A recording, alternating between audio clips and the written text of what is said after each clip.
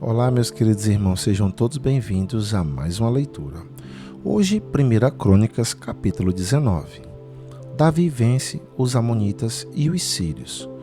Algum tempo depois, morreu o rei Naás, do país de Amon, e o seu filho Hanum se tornou rei.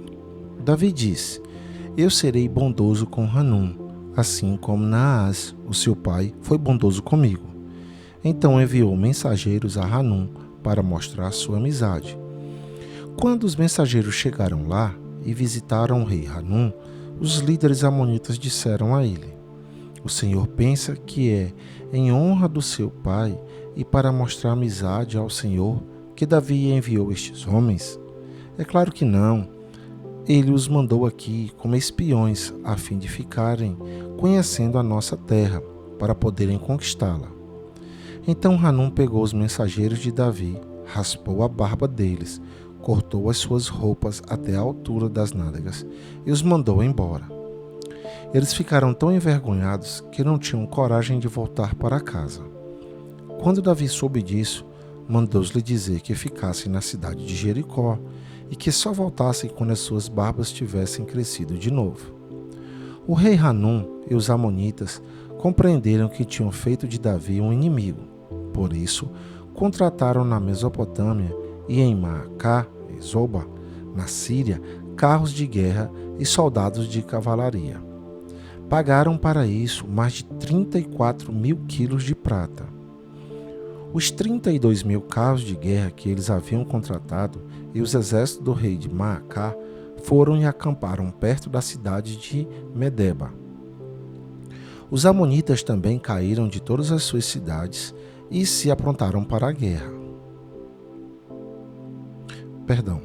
Os amonitas também saíram de todas as suas cidades e se aprontaram para a guerra. Quando Davi soube disso, enviou contra eles Joabe e todo o exército israelita. Os amonitas saíram e tomaram posição na entrada de Rabá, a sua capital. E os reis que haviam ido ajudá-los tomaram posição em campo aberto.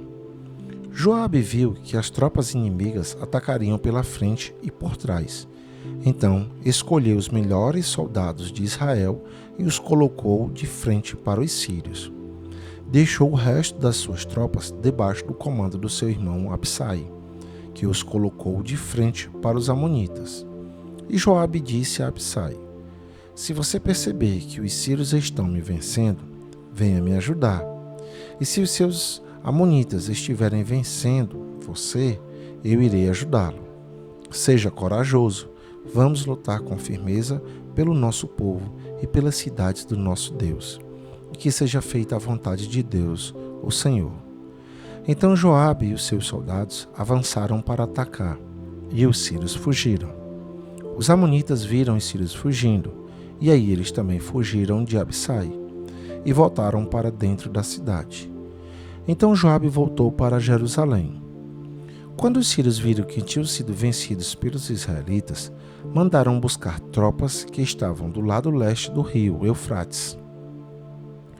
Essas tropas eram dirigidas por Sobaque, o comandante do exército do rei Hadadezer, de Zoba.